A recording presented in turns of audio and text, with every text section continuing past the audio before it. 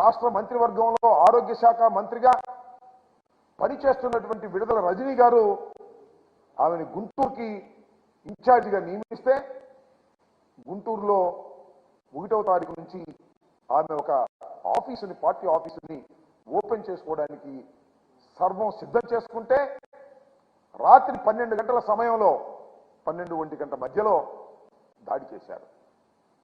దాడి చేసి ఆఫీసును ధ్వంసం చేయడానికి ప్రయత్నం చేశారు.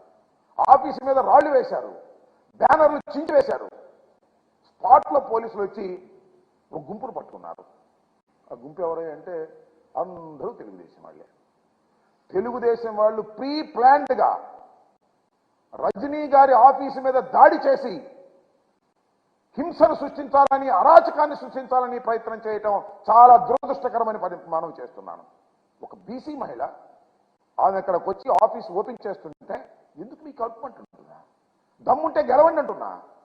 దమ్ముంటే పోటీ చేసి ఆమెను ఓడించేటటువంటి పరిస్థితి ఓడించాలి, అంతే తప్ప ఓడించలేమని తెలుసుకొని ఆమె మీద, ఆమె ఆఫీసు మీద దాడులు చేసేటటువంటి కార్యక్రమం చేస్తున్నారు.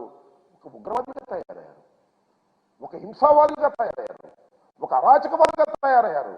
ఎప్పుడైతే తెలుగుదేశము జనసేన రెండు కలిసి ఇక అరాచకాన్ని సృష్టించేద్దాం ఈ రాష్ట్రంలో, మనకు తిరుగులేదు, అధికారం రాదు, అరాచకాన్ని సృష్టించి పోలీసు వారి మీద దాడులు చేసి పార్టీ వైఎస్ఆర్ కాంగ్రెస్ పార్టీ ఆఫీసుల మీద దాడులు చేసి, వ్యక్తుల మీద దాడులు చేసి ఏదో సాధించాలని ప్రయత్నం చేయటం చాలా దురదృష్టకరం మనం చేస్తున్నా.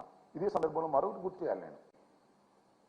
ఖమ్మం నేను మ్యారేజ్కి వెళ్తే, ఒక వివాహానికి వెళ్తే ఖమ్మంలో నా మీద దాడి చేయడానికి ప్రయత్నించారు తెలుగుదేశం వాళ్ళు.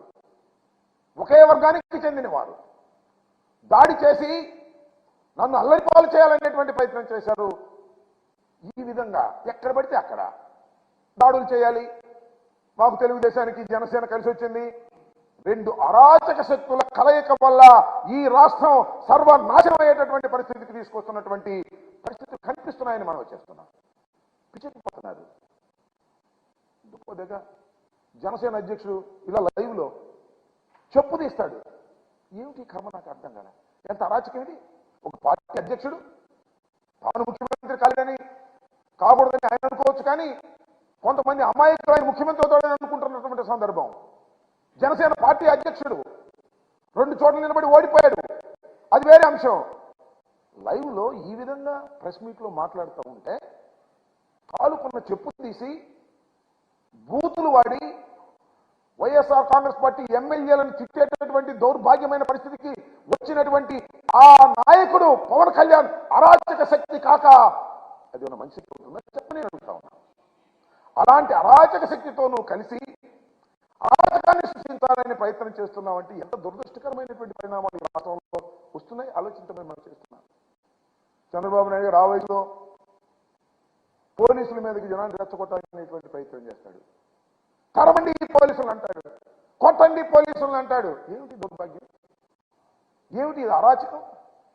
ఎందుకు ఈ ఫ్రస్ట్రేషన్? అధికారంలోకి రాలేమనే కదా ఇలాంటి దౌర్భాగ్యమైన పరిస్థితి మీరు చెబుతున్నారు. వాళ్ళ అబ్బాయి ఉన్నాడు, దత్తపుత్రుడు కాకుండా వాళ్ళ సొంత పుత్రుడు. ఎర్ర బుక్ అంట, నాకు అర్థం కాల. ఎర్ర బుక్కో ఎర్రి బుక్కో ఏ బుక్కో నాకు తెలియదు, కానీ ఎర్ర బుక్లో పేర్లు రాశా అంట. పేర్లు రాసిన అధికారంలోకి వచ్చినంత వాళ్ళు తాతేస్తారంట. ఏమిటి నాకు అర్థం కాలేదు. ఎవరిని బెదిరిస్తామయ్యా? పవన్ కళ్యాణ్ లేదా లోకేష్, చంద్రబాబు నాయుడు గారు ఎర్ర పుస్తకాల్లో పేర్లు రాసుకుని మమ్మల్ని బెదిరిస్తారా? అధికారులు బెదిరిస్తారా? ఏమిటి బెదిరింపులు? మీ వల్ల అయ్యేదేనా? ఇలాంటి దుర్మార్గమైనటువంటి పరిస్థితులకు దిగజారిపోయారు. వాళ్ళు ఎక్కడ గెలిచే పరిస్థితి లేదు. చాలా స్పష్టంగా చెప్తున్నా నేను, ఈ రాష్ట్రంలో తిరిగి తెలుగుదేశం పార్టీ అధికారంలోకి రావడం కల్లా అది నాకన్నా మీకన్నా వాళ్ళకు బాగా తెలుసు. చివరికి కుప్పంలోనే చంద్రబాబు నాయుడు గారు గెలుపొందేటటువంటి పరిస్థితి లేదు. ఒక్క మాట, ఆయన మాట్లాడిన మాటలు వినండి, మీకు చెప్తా. కుప్పం వెళ్ళాడు కదా, కుప్పంలో ఏం మాట్లాడాడు? నన్ను మళ్ళా ఎన్నుకుంటే కుప్పాన్ని ప్రపంచానికి అనుసంధానం చేస్తాడంట. కుప్పంలో ఎయిర్పోర్ట్ పెట్టి కూరగాయలు ఎగుమతి చేస్తాడంట. కుప్పంలో అక్కడ కూర్చునే పనిచేసే విధంగా దేశం మొత్తం ప్రపంచం మొత్తం పనిచేసే విధంగా అక్కడ ఉన్నటువంటి వారికి ఉద్యోగ అవకాశాలు కల్పిస్తాడట. ఇన్ని వాగ్దానం చేశాడు.